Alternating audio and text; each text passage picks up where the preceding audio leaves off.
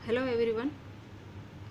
आज हम इस वीडियो में संकर पूर्वज संकरण यानी कि बैक क्रॉस को समझने की कोशिश करेंगे।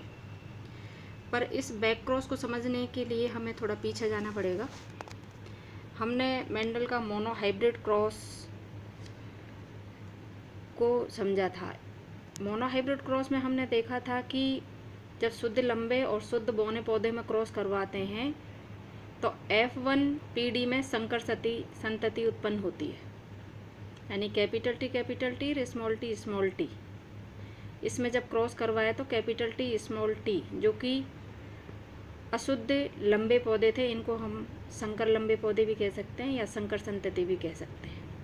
ये हमने मोनो हाइब्रिड क्रॉस में पढ़ा था। अब यहाँ पर देखिए कि F1 जनरेशन में जो ये संकर संतति उत्पन्न हुई है कैपिटल टी स्मॉल टी, यदि हम ऐसा करें कि इसको वापस हम जो पेरेंटल पीढ़ी है यानी कि जो जनक पीढ़ी है उसके किसी भी जनक से यदि हम क्रॉस करवाएं, चाहे हम संकर संतति का उसके शुद्ध लंबे यानी कि प्रभावी जनक से क्रॉस करवाएं या हम संकर संतति का उसके शुद्ध बौना यानी कि अप्रभावी जनक से क्रॉस करवाएं, तो दोनों को ही यानी F1 पीढ़ी की संकर संतति का हम प्रभावी जनक से क्रॉस करवाएं या उसके अप्रभावी जनक से क्रॉस करवाएं, तो इसी को हम संकर पूर्वज संकरण या बैक क्रॉस कहते हैं।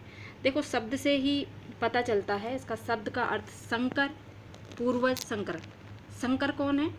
F1 पीढ़ी में प्राप्त पौधे संकर। और पूर्वज, इनका पूर्वज कौन है? इनके पूर्वज ये पेरेंटल पीढ़ी है, जनक पीढ़ी, प्रभावी जनक और अप्रभावी जनक। और संकरण यानी क्रॉस करवाना। तो हम जब संकर संतति का पेरेंटल पीढ़ी के प्रभावी जनक से क्रॉस करवाएं या हम संकर संतति का अप्रभावी जनक से क्रॉस करवाएं, तो इसे हम बैक क्रॉस कहते हैं या संकर पूर्वज संकरण कहते हैं। तो इसमें हमें दो क्रॉस करवा सकते हैं। कैपिटल टी स्मॉल टी का हम कैपिटल टी से क्रॉस करवाएं और दूसरा हम कैपिटल टी स्मॉल टी का स्मॉल टी से क्रॉस करवाएं। तो हम यहाँ पर पहला जो क्रॉस करवा रहे हैं कैपिटल टी स्मॉल टी जो कि F1 पीढ़ी की संकर संतति है, इसका क्रॉस करवाया हमने प्रभावी जनक कैपिटल टी से यदि क्रॉस करवाए तो इसमें दो तरह के युग्मक बनेंगे, कैपिटल टी और स्मॉल टी। इसमें जो युग्मक बनेंगे वो दोनों ही समान प्रकार के बनेंगे, कैपिटल टी और कैपिटल टी। इनका जब हम आपस में क्रॉस करवाते हैं तो कैपिटल टी स्मॉल टी, फिर इसका कैपिटल टी और कैपिटल टी का क्रॉस करवाएंगे स्मॉल टी से, तो कैपिटल टी स्मॉल टी। इस क्रॉस में हम देखते हैं कि यहाँ पर ये पौधा जो है शुद्ध लंबा है, ये शुद्ध लंबा है और ये संकर लंबा और ये संकर लंबा, यानी हमें दो तरह के पौधे प्राप्त हुए हैं। शुद्ध लंबे पौधे दो हैं और संकर लंबे पौधे दो हैं, यानी कि हमें जो फिनोटाइप अनुपात होगा वो हमें बाहर से देखने पर बिल्कुल सभी पौधे लंबे होंगे। ये चाहे शुद्ध है चाहे अशुद्ध है लेकिन है लंबे, ये भी लंबा है, ये भी लंबा है और ये भी F1 पीढ़ी की तरह लंबे पौधे हैं। तो जो बैक क्रॉस है उसका फिनोटाइप रेशियो 100% सभी लंबे पौधे प्राप्त होंगे। इसी प्रकार यदि हम इसका जीनोटाइप अनुपात देखते हैं तो दो पौधे तो शुद्ध लंबे और दो पौधे संकर लंबे प्राप्त होंगे, अर्थात इसका अनुपात 2:2 यानी कि 1:1, यानी 50% शुद्ध लंबे पौधे प्राप्त होंगे, 50% संकर लंबे। या हम इस तरह से भी कह सकते हैं कि आधे पौधे शुद्ध लंबे होंगे और आधे पौधे संकर लंबे पौधे प्राप्त होंगे। तो ये पहला क्रॉस है। इसी तरह से हम संकर संतति कैपिटल टी स्मॉल टी का हम अप्रभावी जनक स्मॉल टी से भी क्रॉस करवा सकते हैं, लेकिन इसको हम टेस्ट क्रॉस भी कह सकते हैं, जिसे हम आगे बढ़ेंगे अभी। इसको हम टेस्ट क्रॉस भी कह सकते हैं। यदि संकर संतति का जनक पीढ़ी के अप्रभावी जनक से क्रॉस करवाया जाता है तो इसे टेस्ट क्रॉस भी कह सकते हैं। तो हमें यहाँ पर ये समझना है कि संकर पूर्वज में हम संकर संतति का दोनों से क्रॉस करवा सकते हैं, प्रभावी जनक से भी और अप्रभावी जनक से भी। यदि हम टेस्ट क्रॉस करवाते हैं तो कैपिटल टी स्मॉल टी का यानी संकर संतति का केवल अप्रभावी जनक से क्रॉस करवाते हैं तो उसे टेस्ट क्रॉस कहते हैं। इसका मतलब ये हुआ कि जो टेस्ट क्रॉस है वो एक तरह से बैक क्रॉस का एक प्रकार है। तो अब हम संकर संतति का अप्रभावी जनक से यानी कि टेस्ट क्रॉस के बारे में समझते हैं। टेस्ट क्रॉस या परीक्षण संकरण, जब F1 जनरेशन में प्राप्त संकर संतति का जनक पीढ़ी के हम अप्रभावी जनक से करवाएंगे। केवल इसका क्रॉस हम जनक पीढ़ी के, ये अप्रभावी जनक है, यदि इससे करवाते हैं तो इस क्रॉस को हम टेस्ट क्रॉस कहेंगे। ये capital T small T F1 पीढ़ी की संकर संतति और ये जनक पीढ़ी का अप्रभावी जनक है स्मॉल टी।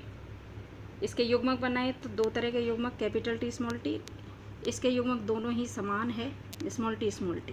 यदि इन युग्मकों में आपस में हम क्रॉस करवाते हैं तो कैपिटल टी और स्मॉल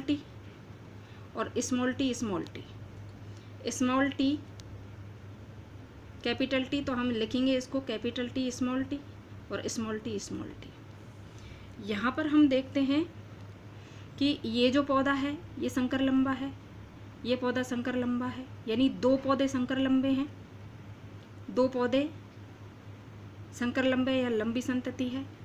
और दो जो पौधे हैं स्मॉल टी ये बौने पौधे प्राप्त होते हैं, यानी कि 50% संकर लंबे और 50% बौने पौधे प्राप्त होते हैं। तो जीनोटाइप अनुपात इसका होगा 1:1, यानी 50% संकर लंबी संतति और 50% शुद्ध बौनी संतति।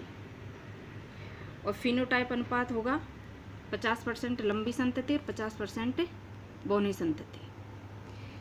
इसी प्रकार तीसरे प्रकार का जो एक क्रॉस है उसे हम पारस्परिक संकरण या रेसिप्रोकल क्रॉस कहते हैं। इसकी परिभाषा इस तरह से होगी कि जब प्रथम क्रॉस में लिंग परिवर्तन कर दूसरा क्रॉस कराया जाता है तो उसे पारस्परिक संकरण या रेसिप्रोकल क्रॉस कहते हैं। इसमें केवल कुछ नहीं करना, इसको हमको इस तरह से समझना है कि जब पहले क्रॉस में कैपिटल को मान लिया हमने मेल लिया है और स्मॉल टी को हमने फीमेल लिया है, तो हम इसका जो लिंग है वो बदल देते हैं।